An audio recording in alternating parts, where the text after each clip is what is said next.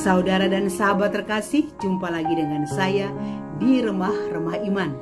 Salam damai dan salam sehat untuk kita semua. Saat ini kita memasuki masa Advent, kedatangan Tuhan.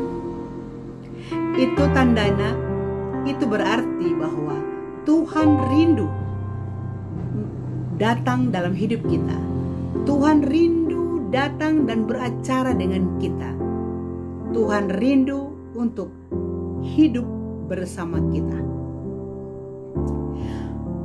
Berhadapan dengan kedatangan Tuhan, apa yang kita harus berbuat? Tentu kita harus mempersiapkan diri, mempersiapkan hati untuk selalu berada di hadiratnya. Kita perlu mempersiapkan hati. Hati seperti apa yang harus kita persiapkan dalam menyambut kedatangan Tuhan? Di dalam permenungan saya menemukan dua model hati yang tepat untuk menyambut kedatangan Tuhan. Pertama, hati yang antisipasi untuk bahagia. Kita menyambut kedatangan Tuhan harus dengan hati bahagia. Hati harus gembira, hati harus penuh syukur. Dan yang kedua, hati yang penuh antisipasi dalam pengharapan, hati yang terus berharap.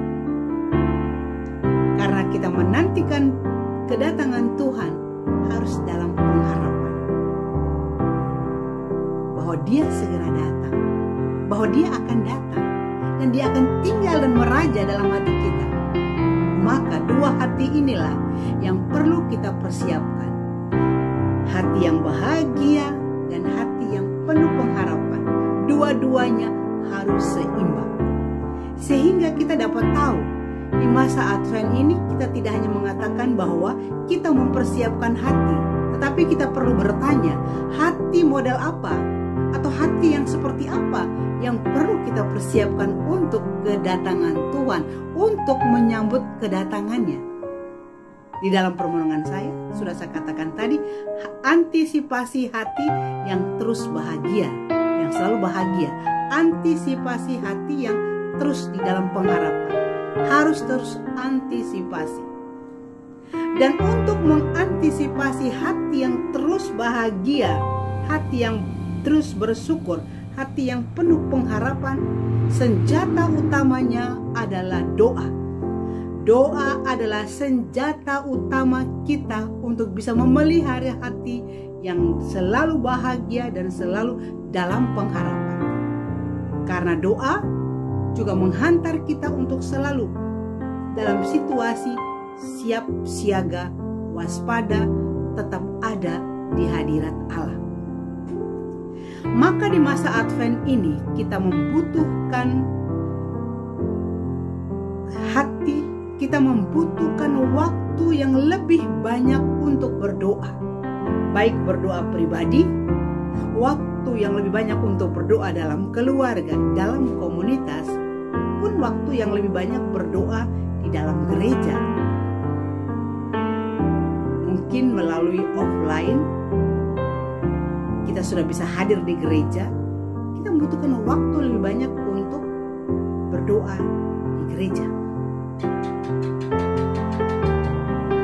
Tidak ada sarana yang lebih ampuh, tidak ada sarana yang lebih tepat selain berdoa.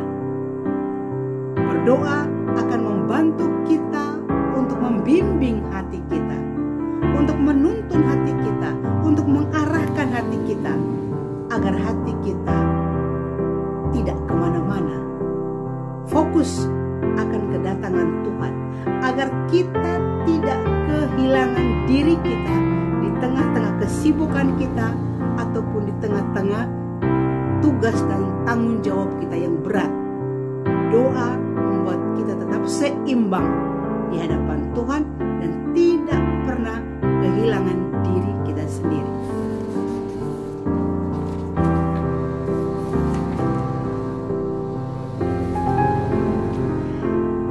Di di dalam masa penantian akan kedatangan Tuhan,